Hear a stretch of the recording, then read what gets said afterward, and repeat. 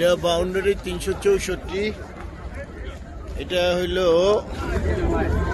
Toilet 201। এটা toilet 202।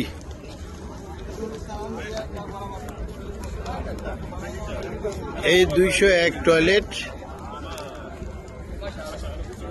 জান্নাতুল বাকির কাছাকাছি এসে এই যে 201 টয়লেট। এই 200 টয়লেট এটার পাশ দিয়া